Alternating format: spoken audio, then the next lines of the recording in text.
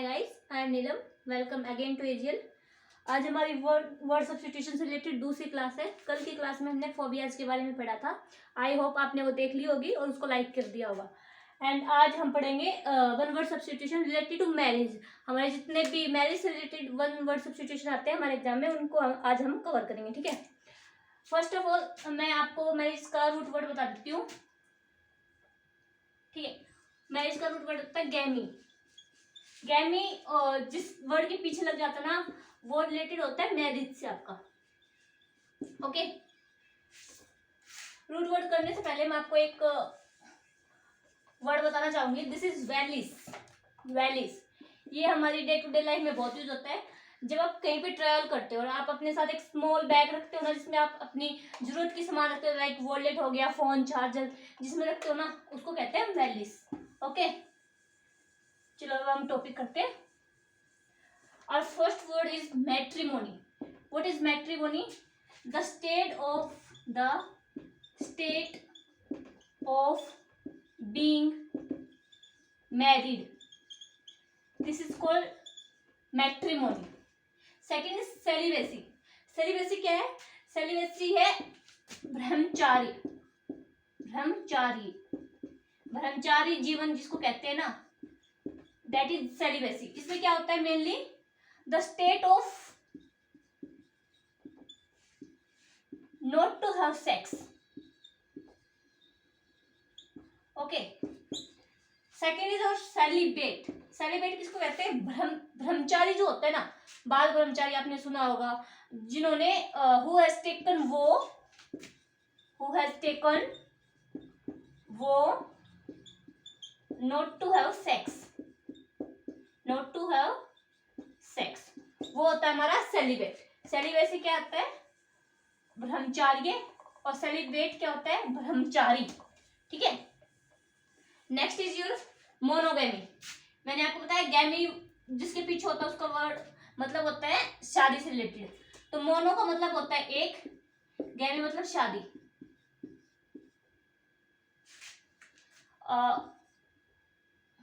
The one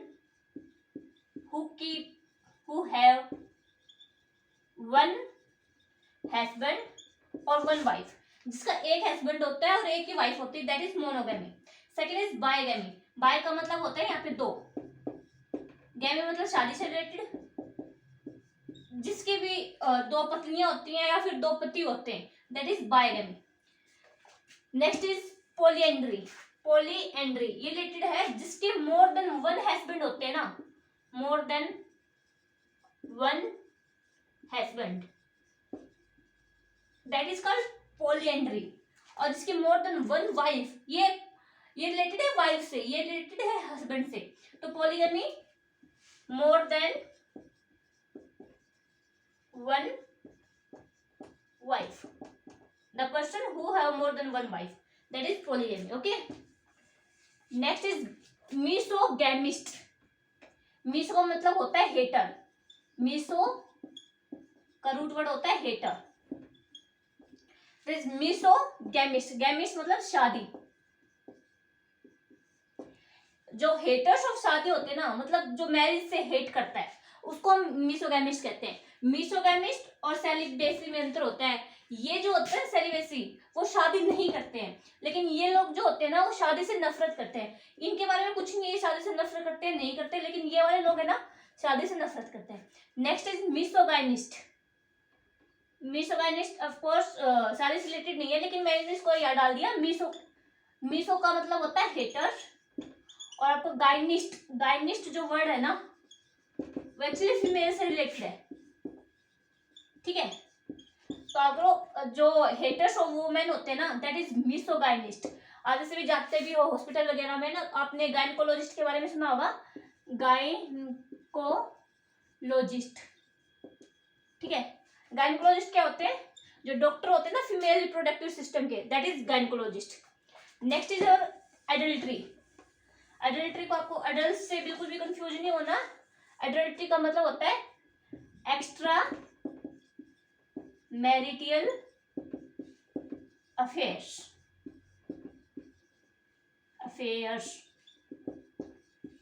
जिनसे शादी के बाद अफेयर्स होते हैं ना, that affair is called adultery. Next है कॉन्क्यूबिनेज। कॉन्क्यूबिनेज इसका मतलब होता है the state in which a girl and a boy live together as husband wife without marriage.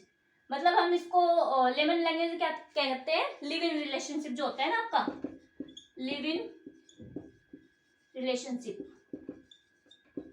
That is called concubinage. Next is elope. Elope क्या होता है, elope होता है हमारा भागना। जैसे बोलते हैं ना भाग के शादी की, तो जो इलोप हम भागते हैं घर से, running of lovers, running of lovers from home for the purpose of marriage, for the purpose of marriage. शादी के पर्पज से जो घर से भागते हैं ना, वो होते हैं इलोप। इसको इलोपमेंट कहते हैं, ठीक है, elopement. Next is trousseau. This is trousseau. आपका ट्रोजे क्या होता है, आपका जो शादी में ब्राइडल का जो आउटफिट होता है ना, that is called trousseau, outfit of bridal. अब ब्राइडल और इस ब्राइडल में कंफ्यूज मत होना, क्योंकि इस ब्राइडल का मतलब होता है दुल्हन और इसका मतलब होता है जो घोड़े की लगाम होती है ना, तो स्पेलिंग का ध्यान रखना। दिस इज ब्राइडल दुल्हन, दिस इज ब्राइडल मतलब जो घोड़े की आपकी लगाम होती है ना, दैट इज DLE लास्ट में आता है ना, घोड़े की लगाम वाला। Next is your attire. Attire actually क्या होता है, अटायर आपकी होती है एक कोई specific dress, like dress code ऐसे बोलते हैं ना, इस पार्टी में वेस्टर्न आउटफिट का कोड है, ऐसे तो हम ऐसे बोल सकते हैं वेस्टर्न अटायर। एक स्पेसिफिक जो टाइप होती है ड्रेस को, उसको अटायर हम यूज करते हैं। जैसे हम बोल सकते हैं शादी में ग्रूम अटायर, ग्रूम्स अटायर मतलब दूल्हे का जोड़ा, दैट इज ग्रूम्स अटायर। अगर हम एक दो और वर्ड करते हैं शादी से रिलेटेड है जो हमारे, next is alimony. Alimony, alimony क्या होता है, ये होता है जब husband and wife legally separate होते हैं और जो हस्बैंड होता है the money paid by husband to his wife after legal separation। ठीक है, जो एलिमोनियम जो हस्बैंड अपनी वाइफ को एज ए कंपनसेट करता है after legal separation, that is alimony. Next is our sphincter.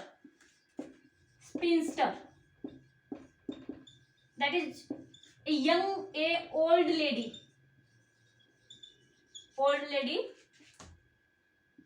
without marriage। जो लड़कियां होती है ना विदाउट मैरिज, जिनकी शादी नहीं होती है, उनको हम स्पिंस्टर कहते हैं। Next is widow.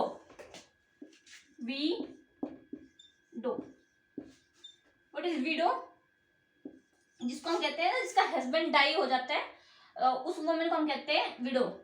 The women whose husband has died, that is called widow. और इससे रिलेटेड होता है हमारा विडोर। ये हम कहते हैं the man whose wife has died, उसको हम विडोर कहते हैं। आज की क्लास हमारी यही खत्म होती है।